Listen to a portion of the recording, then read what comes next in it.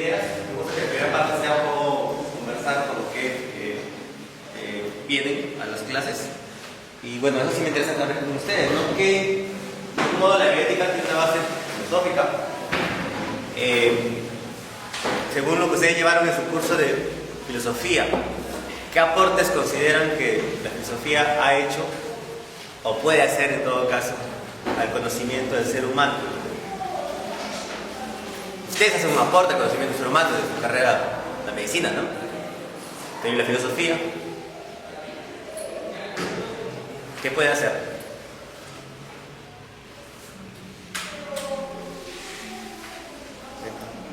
Me parece que abre caminos, o sea, no hay verdades absolutas. Creo que la filosofía te demuestra eso. Hay varias formas de pensar, teorías, personas que dicen las cosas, pero al final no hay una sola verdad. Hay muchos caminos. De algún modo siempre ha habido un debate en si la filosofía es una ciencia como tal. En resumen, la mayoría de filósofos consideran que no es una ciencia entendida más que todo actualmente como se entiende la ciencia, porque hoy en día la ciencia maneja un interés por las verdades absolutas, entre comillas, porque ya incluso la ciencia hoy en día también tiene su propia interpretación de que en realidad trabaja a través de paradigmas, o sea, lo que hoy en día funciona. Un tiempo se creía que el centro del universo era la Tierra, ¿no? Y todo estaba pensado de esa manera, y luego se cambió por el paradigma de que el Sol era el centro, y hoy en día ya ni siquiera sabemos quién es el centro en realidad, ¿no?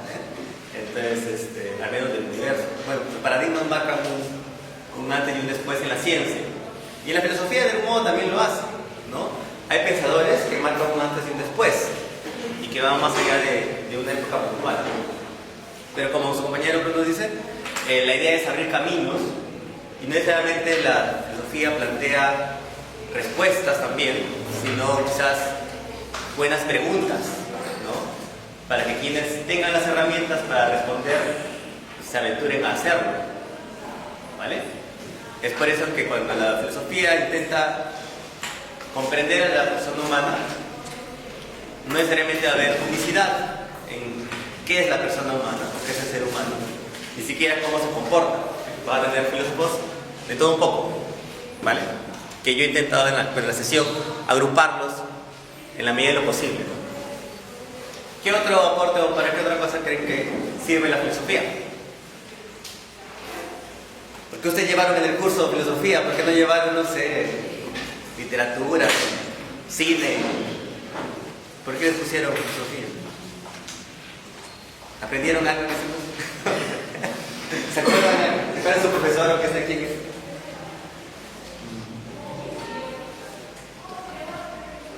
¿Qué otro aporte? Hay una frase que Marco siempre me dice, y que la otra vez me acuerdo que lo vi en un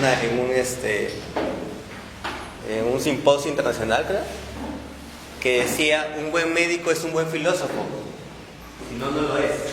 Algo que dice la frase. Una frase fuerte, porque es un reto para ustedes. Menos mal no hay la frase de un buen filósofo es un buen médico, menos mal. Así que yo tengo que estudiar medicina. Pero la frase que le puso, y que estaba incluso en el banner de la conferencia, era esa: un buen médico es un buen filósofo, si no, no lo es. ¿Por qué hasta ese punto creen que alguien se aventuraría a hacer esa afirmación?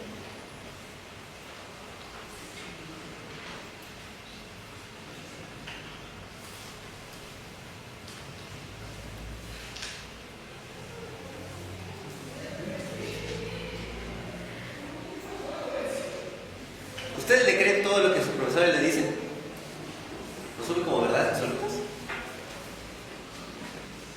No, y no está mal que no lo hagan.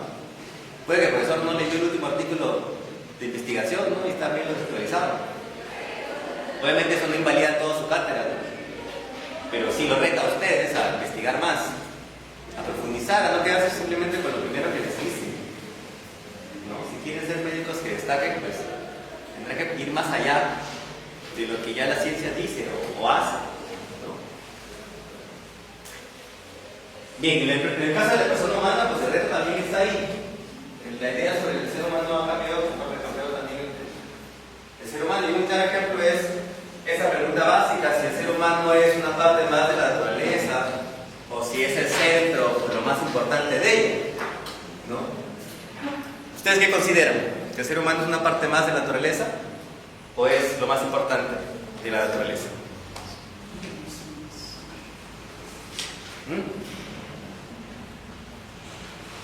Mis estudiantes de segundo ciclo participan más. Son muy chibolos, tendré que tener más roche. Parezco chibolo, pero yo ya tengo 34 años, no soy viejo. No tengo tantas canas como Marco, pero por ahí voy. ¿Qué es? ¿Una parte o es el centro? Una parte, ¿no?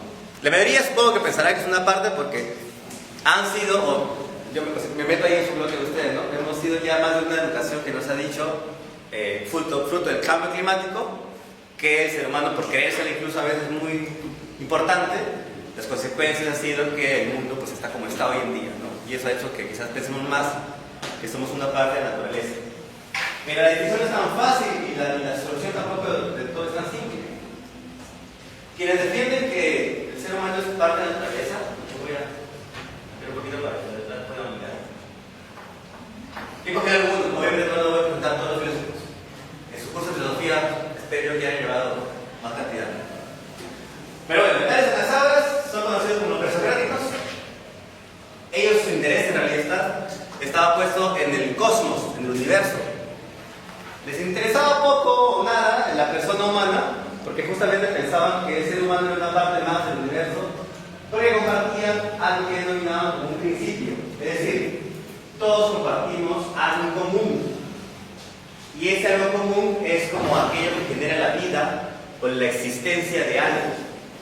Incluso algunos aventuraban que el principio era tan común que hasta que, por ejemplo, las piedras compartían lo mismo que teníamos los seres humanos o los animales. Claro, eso hoy en día es un poco complicado de aseverar, ¿no? Pero en esa época, obviamente no tenía la tecnología que tenemos hoy en día, y mucho de eso era pura conjetura a través de la observación y del razonamiento, ¿no? Y para ellos el ser humano era una cosa creada, un ente que compartían algo que denominaban muchos el arqué. Ese arqué variaba mucho. Para algunos el arqué era el agua, para otros era el arqué el aire.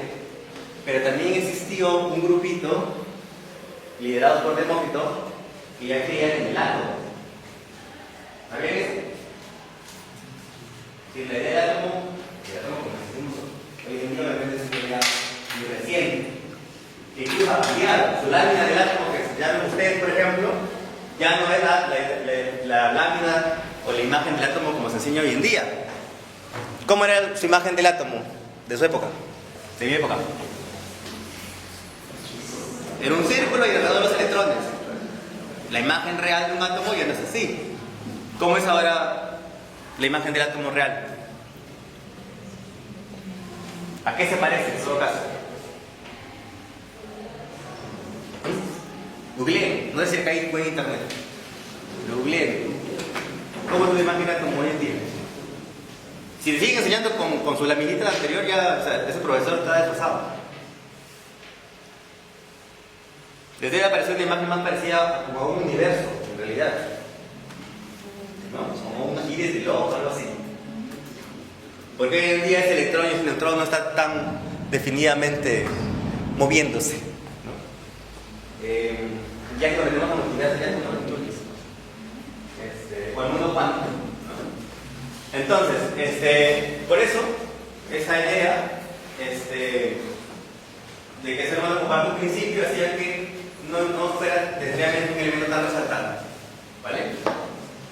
Spinoza hace una lectura interesante porque él es un poco más creyente, pero logra tener esa capacidad de hacer una distancia con la lectura normal de la fe, de los libros sagrados, y llega a decir que incluso cuando en los libros sagrados se puede leer que somos creados en imagen y semejanza, por ende somos el grupo de un ser superior.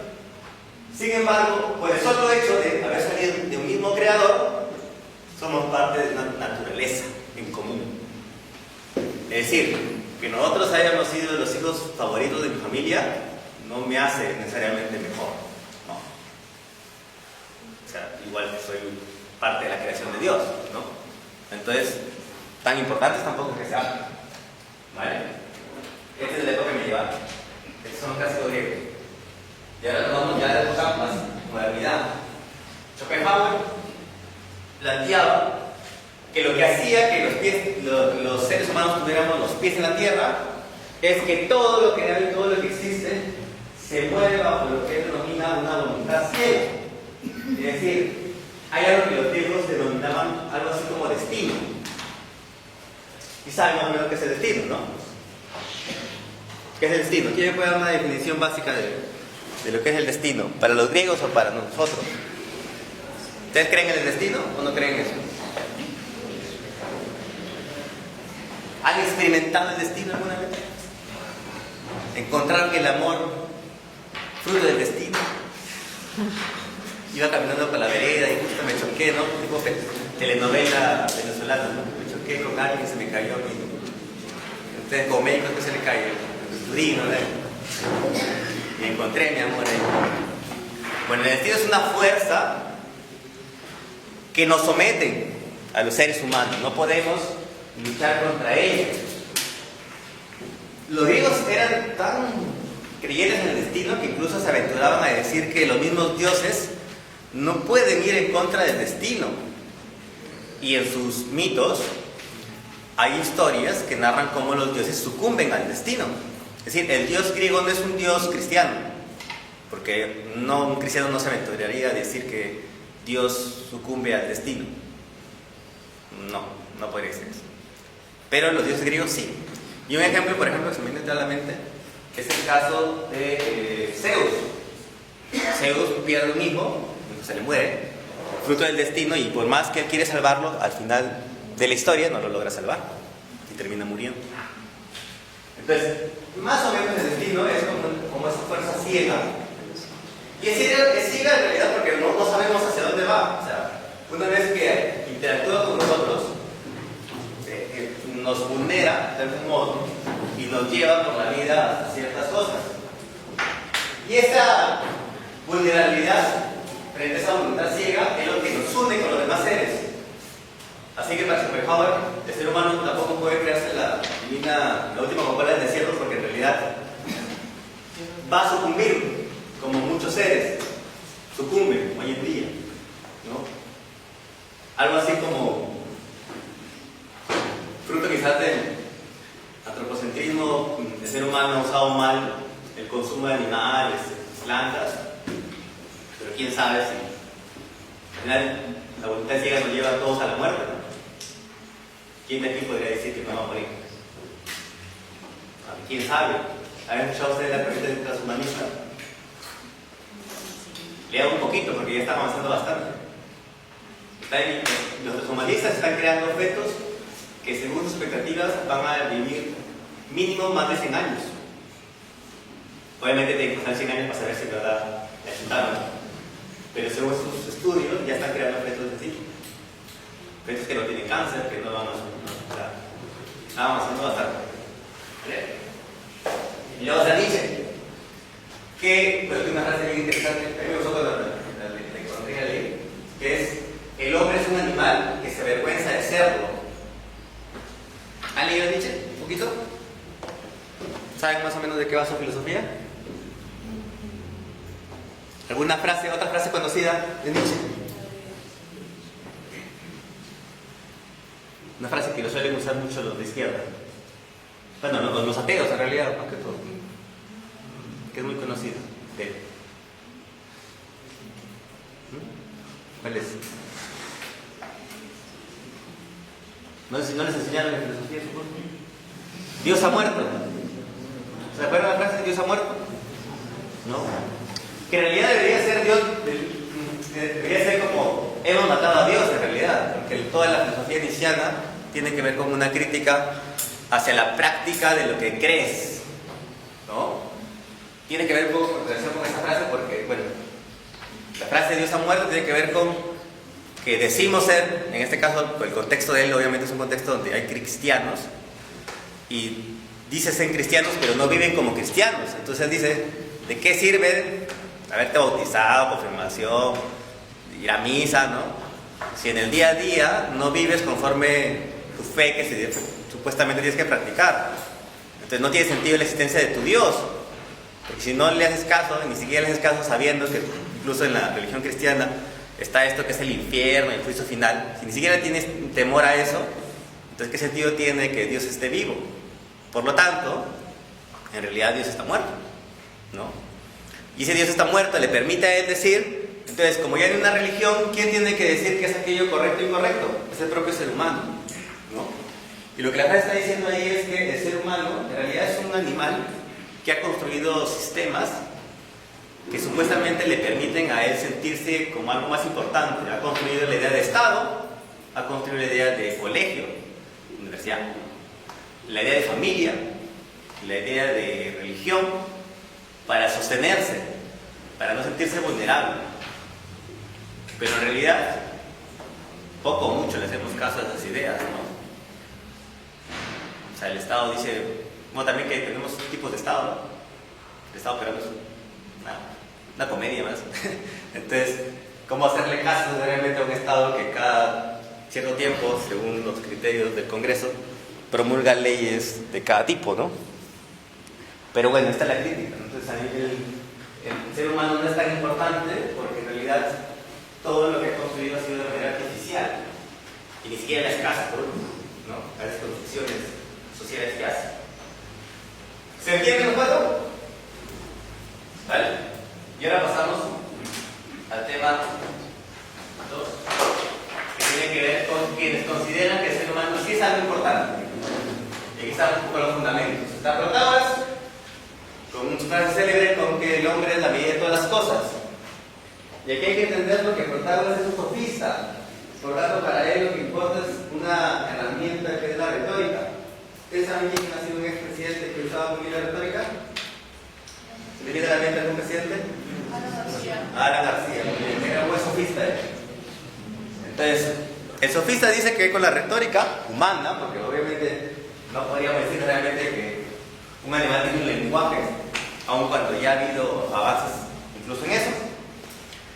Pero al menos el ser humano sí tiene una estructura más organizada de lo que podríamos decirle el lenguaje. Y el sofista decía, con el lenguaje puedes hacer maravillas. De hecho hay relatos un poco medio sucios porque los cuentan filósofos que no les caían los sofistas, como Platón, como Aristóteles, que dicen que había sofistas que iban a un pueblo y decían y hacían creer en A o en X a la gente, y luego iban al pueblo vecino y le hacían creer al pueblo vecino lo contrario a A, y ambos pueblos le creían. Claro, entonces ¿cuál era la verdad?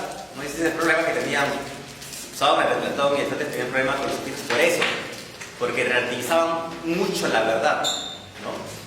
Bueno, el sofista Protágoras dice, todo lo que existe en la medida que el ser humano le quiera dar. Es decir, si nosotros queremos creer que los animales son importantes, probablemente lo podemos hacer. Pero si nosotros queremos creer que no lo son tanto, pues también podríamos. Y eso históricamente lo hemos hecho. Hoy en día nos ha pasado una visión donde los animales y los seres sintientes tienen una cierta mayor importancia, ¿no? Incluso les celebramos cumpleaños, los perritos, los gatitos, ¿no? Eso en la época, en ninguna época creo que ha existido eso, ¿no?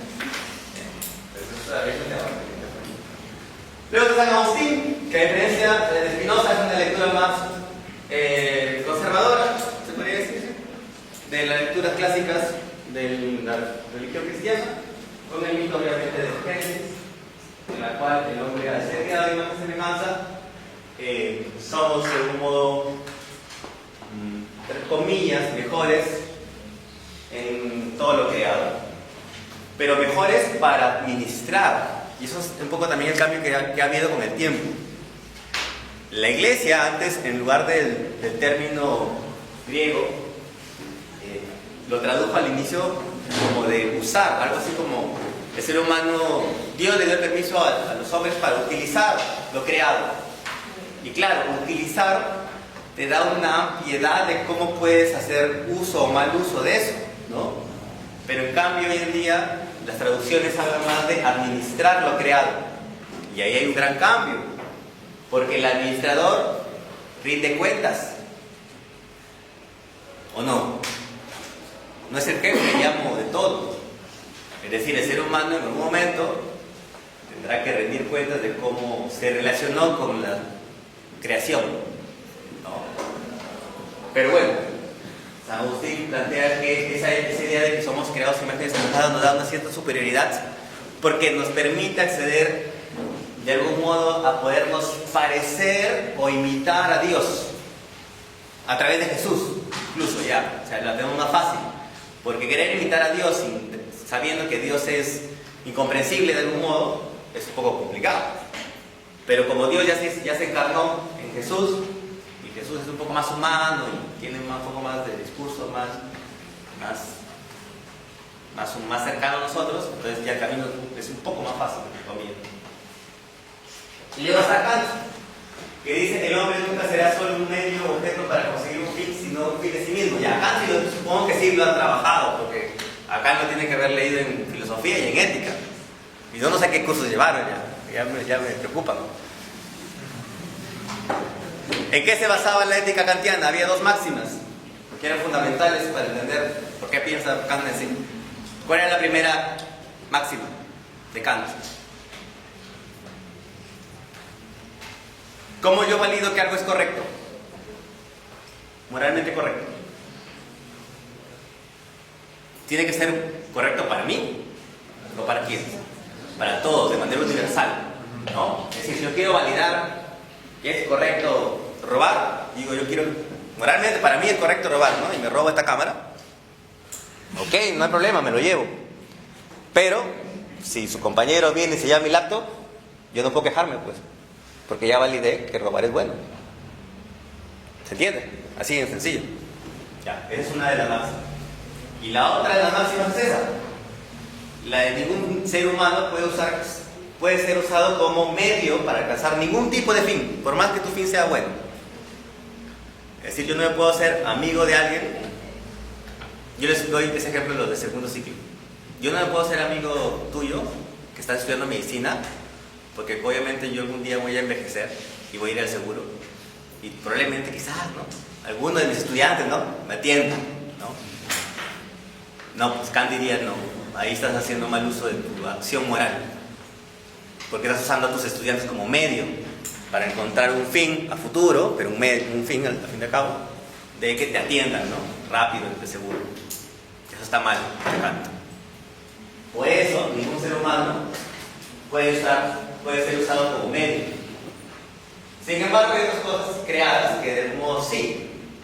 Igual hay que hacer una lectura interesante de Kant, porque hoy en día a Kant también se le dice que, a pesar de que no habla directamente de los derechos de los animales, porque no lo habla así, sí tiene dos frases interesantes. Una es, mira cómo un ser humano trata a un animal y te darás cuenta qué persona es. Una frase interesante. Y la otra tiene que ver con que ya hay que comenzar a entender que los animales sentían, por ende tampoco podías hacer uso de ellos irresponsablemente en todo caso. Si no vas a ir por la calle y ves un perro y lo pateas, eso está mal. Pero de ahí quizás a que mates una vaca para comer carne, pues tampoco te va a decir que eres un inmoral, ¿no? En la India sí, pero es que Kant es un personaje curioso porque se quiere desvincular de la religión, pero cuando escribió su tratado sobre el mundo trascendental, las ideas trascendentales, volvió a Dios. Entonces, es un caso complejo. Claro, él no sé si, o sea, obviamente no lo piensa a través de la mirada de la religión india o hindú, pero tendría que ver qué tanto Kant valora que un ser humano le dé a un objeto una idea trascendental. Porque él sí valora la idea de Dios, pero no la idea de Dios aplicada a una cosa. Por ejemplo, a un santo. No lo ve así. Solo valida la idea de Dios como Dios. La idea de Dios, la idea de mundo y la idea de alma. Son las ideas que él termina validando como ideas que no pueden ser comprobadas empíricamente, o sea, por los sentidos, pero que sí el ser humano necesita creerlas para vivir conforme a la razón. ¿Vale? Entonces, esos son los tres autores. ¿Y por qué se ha presentado eso? Porque de algún modo, como ustedes vean la ética animal, eso tiene que ver mucho con la ética animal. Yo aquí no les he puesto Descartes porque en la clase de naturaleza con los estudiantes de segundo ciclo lo veo más a detalle. Pero mucho de la idea precontemporánea de maltrato animal, o lo que hemos denominado maltrato animal, tiene que ver en realidad no con una malicia. Claro, ¿no escuchamos a frases que dicen tú no puedes juzgar con ojos actuales épocas pasadas? Porque hay un problema, pues, ¿no? Es decir, si yo puedo viajar en mi mente y en los libros, ¿no? A una época anterior y decir todo era machismo, ¿no? Obviamente sí, todo era machismo, si lo ves desde estos lentes, ¿no? Lentes actuales. Pero cada sociedad tiene sus propios paradigmas, ¿no? Y un paradigma fuerte ha sido en la época de Descartes, ya confrontado obviamente en los etc., donde el ser humano, a través de la racionalidad, obviamente demostraba con miles de pruebas de que era fundamental en todo lo que hacía, ¿no? Esta idea del antropoceno, que es el ser humano en qué momento se puso a salir de la cueva, donde estaba escondido por miedo, y cambió el mundo. Porque antes de que el ser humano pudiera crear instrumentos como el fuego, las herramientas, el ser humano vivía con miedo metido en las cuevas. Y su vida era prácticamente solo cuando había sol y percibía que no había ninguna criatura que lo podía matar. Y esta era la existencia humana en los inicios, ¿no? Y después, una vez que salió de la cueva, ya no hubo retroceso, ya no volvió a la cueva. Y todo lo que había a su alrededor cambió, prácticamente. Hoy en día intentamos volver otra vez a encontrar un equilibrio. Yo soy de la idea de que si bien no somos el centro total de lo creado, sí somos un agente considerable o importante en el cambio de lo que existe. Es decir, si tener que crear un prototipo completamente cierto, la verdad que los cambios sí están en nuestras manos. O sea, ¿la naturaleza puede hacer un cambio? Sí. Cuando hubo la pandemia, ¿acaso el río Rímac no se puso de color bonito? Cuando suele estar color chocolate. Pero esos cambios, si se los dejamos solo a la naturaleza, probablemente van a demorar muchos años. Si queremos cambios constantes y más rápidos, eso depende del ser humano. No depende de nadie. ¿Vale? Bien, ¿se ha entendido? ¿Cuánto tiempo me falta? Ya, bueno, si quieren ver en internet, buscan el corto animado Man de Steve Jobs. Es un corto que les puede hacer reflexionar. Esta pregunta la voy a pasar porque yo lo veo con los chicos de filosofía, que es si somos sociales o nihilistas, también veo el tema de Aristóteles, Marx, Hegel y Sartre. Y en individualistas veo a Hobbes, Maquiavelo, a De Bruyne y de Negri. ¿Y saben quién es de Negri, no? El filósofo alemán. Estoy hablando, me acabo de poner un poquito de los pocos intelectuales que Perú ha tenido. A mí me gustó mucho su definición de ser humano. Creo que la tengo por acá. Bueno, patrimonio. Ustedes que son así, médicos, son de la ciencia, es verdad. Dice, el hombre, esa es la definición que da Negri. El hombre es un miembro del reino animal, del filum de los bordados, del subfilum de los vertebrados, de la clase de los mamíferos, de la subclase de los euterios, del grupo de los placentarios, del orden de los primates, del suborden de los discoides, del infraorden de los tartabeños, de la familia de los hominoides, de la subfamilia de los homínidos, de género homo y de la especie estúpidos. Yo creo que no hubo mucha razón. Pero bueno, lo que nos importa a nosotros es más la pregunta 3. ¿Tienen la misma dignidad los seres humanos y las personas? ¿Qué creen? En primer lugar, ¿sabían que existe una definición de ser humano y una definición de persona? ¿O todos son las mismas cosas? ¿Tú eres ser humano? ¿Persona? También. ni dudón. ¿Tú eres ser humano? ¿Persona? También.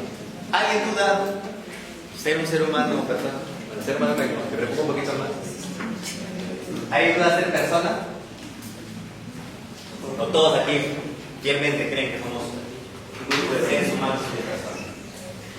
Bien, para eso me voy a apoyar en quienes afirman que de algún modo somos casi lo mismo. Y voy a explicar por qué afirman eso. Y quienes sí dicen que hay una diferencia. Más que todo, lo que marca la diferencia es el tema de cómo manejan el tema de la dignidad humana. Que es importante, obviamente, para su curso de bien. Mucho de lo que trabaja en este tipo de vale. Entonces, obviamente, en los clásicos tenemos el lado más religioso, Tomás de Aquino. Puede poner San Agustín también, pero ya me había puesto antes, entonces, para cambiar.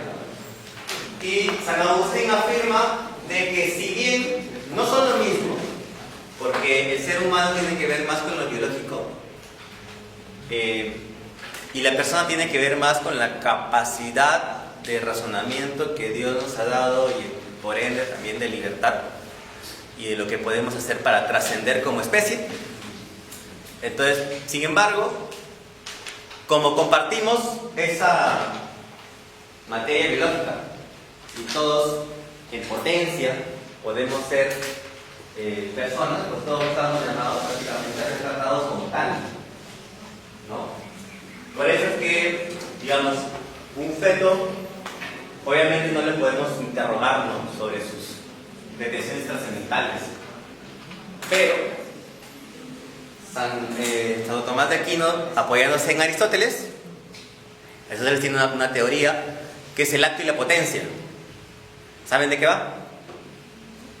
Tuvieron que haber visto en filosofía. ¿No vieron? Acto y potencia. Algo que es en acto es algo que es ahora, no el presente, diríamos, ¿no? Y la potencia, en palabras simples, es lo que puede ser, ¿no? Un huevo en acto es un huevo, ¿no? Pero en potencia, si lo cuidas bien y todo, puede ser un pollito, ¿no? Es un feto, en acto es un feto, pero en potencia es un ser humano, una persona a futuro, ¿no? Entonces, eso es lo que hace, de algún modo, todo ser humano es una persona, ¿vale? Luego está Maritain, que es un filósofo ciertamente cristiano ortodoxo, no católico, pero sí ortodoxo, que plantea también una teoría como, si bien los individuos gozan de cierta razón, una cuestión también material, biológica, también hay algo que es el espíritu, que principalmente el espíritu que nos permite es una especie de libertad, tanto de pensamiento como de realización humana, que hace que pues podamos todo individuo o todo ser humano convertirse también en persona. ¿Ya? Es la posibilidad también. También juega un poco a hacerlo con el acto y acto y potencia, ¿no? Pero en este caso, lo que marca eso es que compartimos un espíritu. No somos solo cuerpo, ¿ya? Y en todo caso, si somos cuerpo y alma, somos cuerpo y alma unida. Porque también hubo filósofos que pensaban que el ser humano gozaba de cuerpo y alma, pero de manera separada. ¿Ustedes saben qué filósofo pensaba que el ser humano se compone de un cuerpo y de un alma separada? Un filósofo clásico, antiguo, de la época griega. Importante.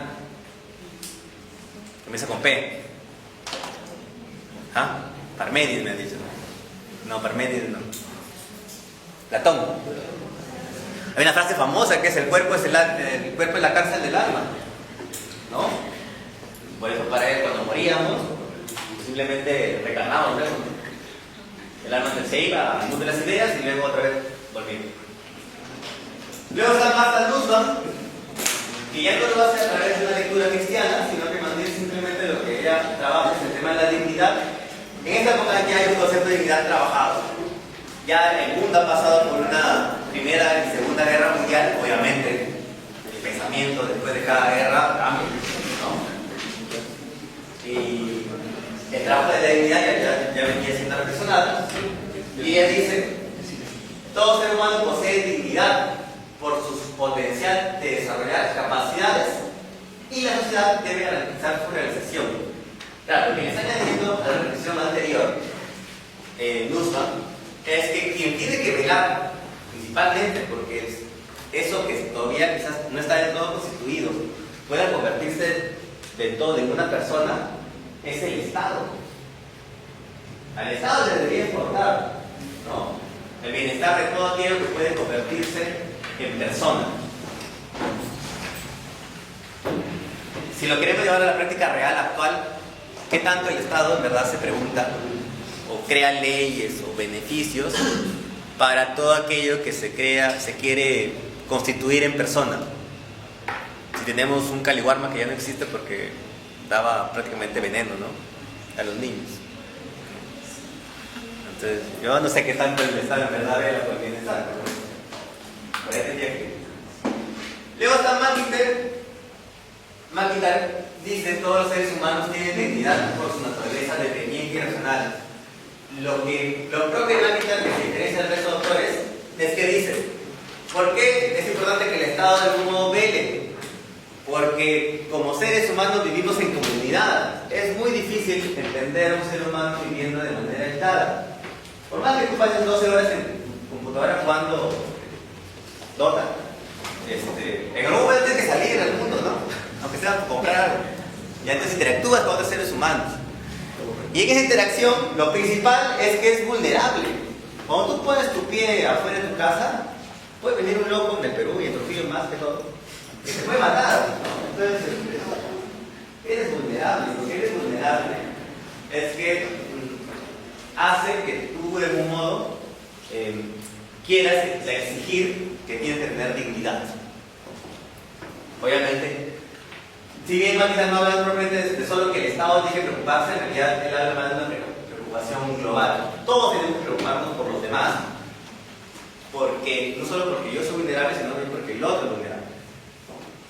Hay una especie de reciprocidad humana, ¿no?, que permitiría esa convivencia. Entonces no es tan importante saber si somos seres humanos o personas, en realidad, seas ser humano o seas persona, eres vulnerable. Igual de vulnerable. ¿Vale? Eso es lo que dicen los autores. Y nos vamos a nosotros, para terminar. Sí, termino. Ya.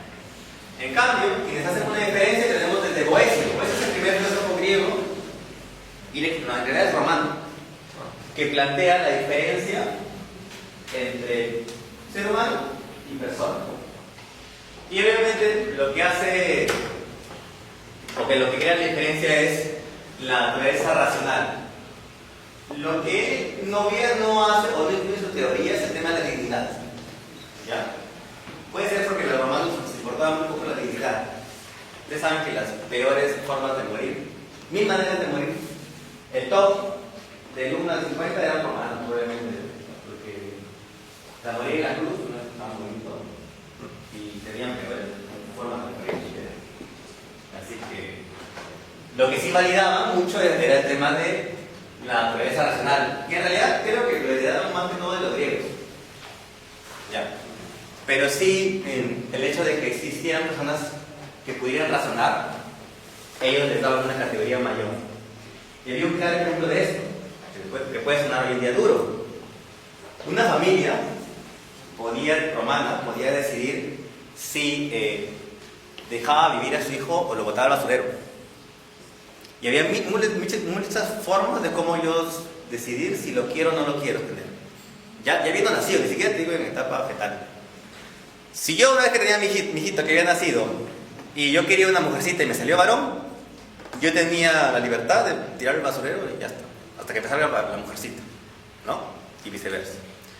Si me nació con una malformación, igual, yo tenía libertad como ciudadano romano si no lo quiero, lo tiraba a la basura y no pasaba nada. No pasaba nada. Nadie te miraba con ojos feos. Ustedes vieron esa película de Esparta, ¿no? 300. No hay un espartano que va todo así, que luego lo traicionan, Ya bueno, esa persona que es así deforme, no me acuerdo qué problemas tenía. Es un romano que lo botaron a la basura, solo que sobrevivió, sabe Dios cómo, y bueno, en la película aparece, ¿no? Pero es algo que los romanos hacían. Entonces, en realidad, claro, si tienes una persona así, y una persona totalmente normal, entre comillas, para su época, nuestra potencialidad, obviamente para Romano, los de acá son más importantes, son los que pueden asumir cargos, etc. ¿No? ¿Por qué? Porque también tiene que ver con que en Roma, en esas culturas, se buscaba un aporte. O sea, tu presencia en la polis, o en la sociedad, tenía que ser un aporte para, ¿no? Y aun cuando lo veamos de manera instrumentalista, pues si no aportas mucho, pues como que no tiene mucho sentido que la polis se preocupe por ti, ¿no? Luego está Kant, que es la diferencia entre la razón humana como gente racional y moral. Porque en realidad a Kant le está preocupando el hecho de a quién podemos decir que actúa de manera moral o no. Solo podemos asumir que aquellos que actúan de manera moral es aquellos que tienen conciencia de lo que están haciendo.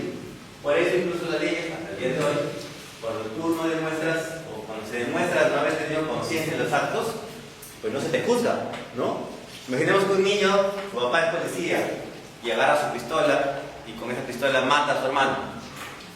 ¿Ese niño va a la cárcel? ¿Va a una correccional?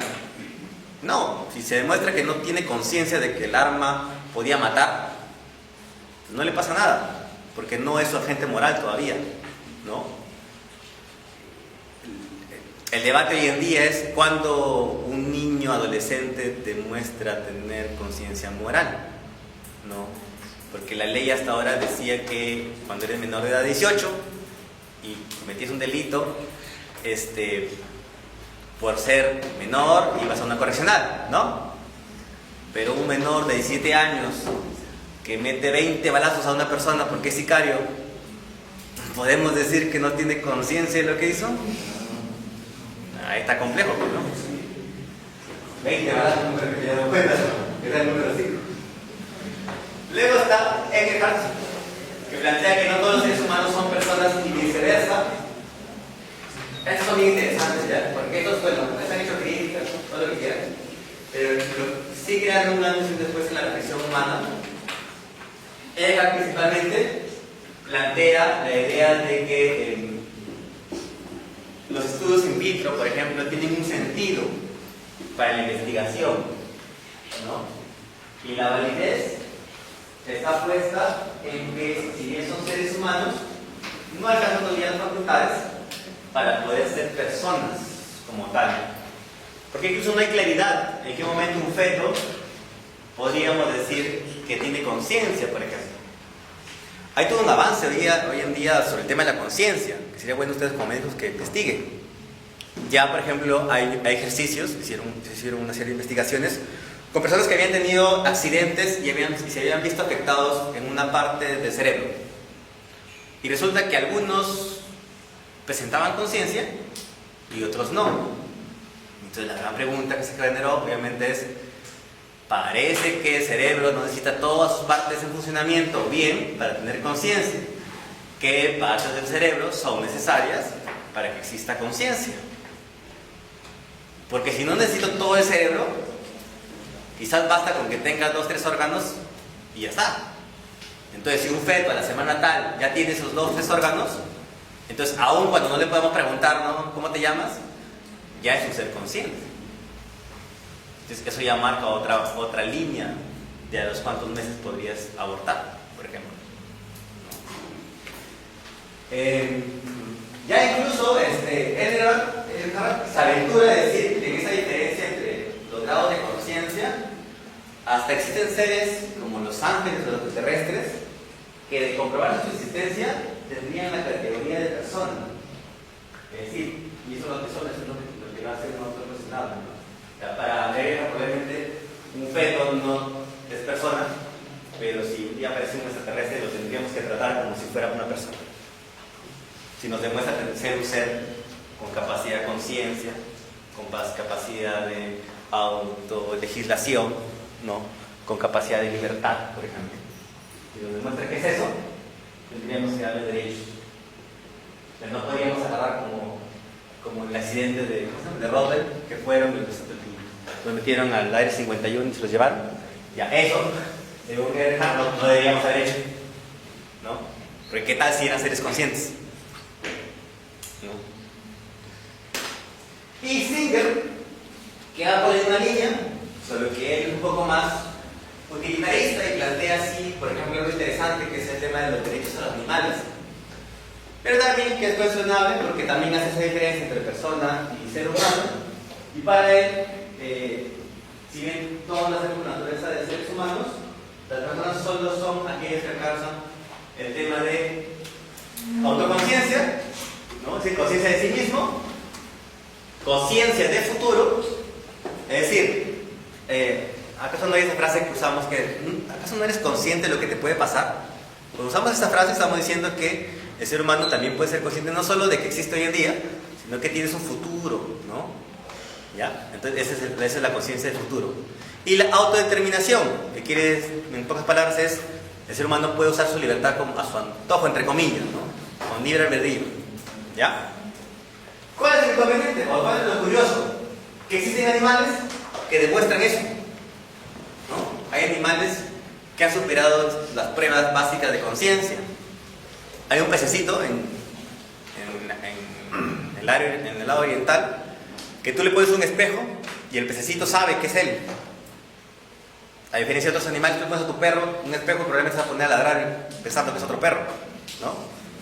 Bueno, este pez, por alguna razón, sabe que es él. ¿Ya? ¿Cómo sabe eso?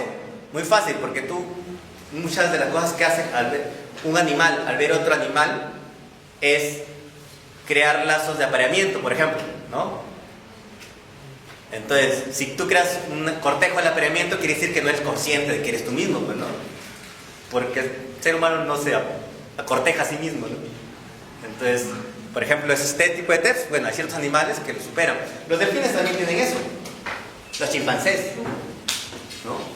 Hay un caso para mí que me fascina mucho, que es el caso de la primate mama. ¿Han escuchado de ella? En National Geographic o en Animal Planet la usan mucho. Ya se murió, pero la usan mucho.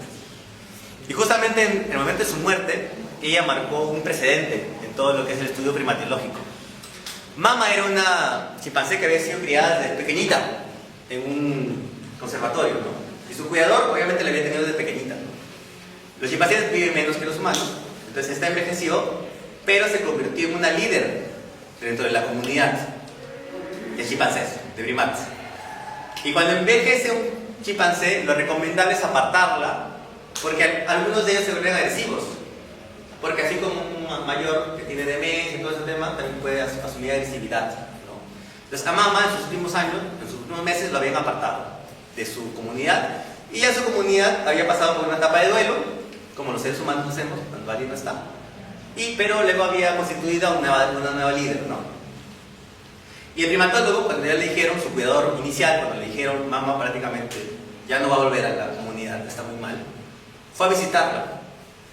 Y le dieron, por ser su cuidador principal, le dieron un permiso especial.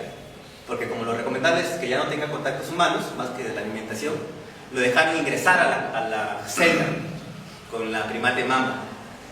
Y obviamente su cuidador, si tú te pones triste por tu perrito, este cuidador que había tenido años y años a la primate, se puso triste, ¿no? Y hay un video donde se acerca llorando, ¿no? Desconsoladamente. ¿Qué creen que hizo la primate? ¿Ah? Lo mató. ¿Qué le hizo? ¿Qué hace tu mamá cuando está triste? Cuando tú estás triste.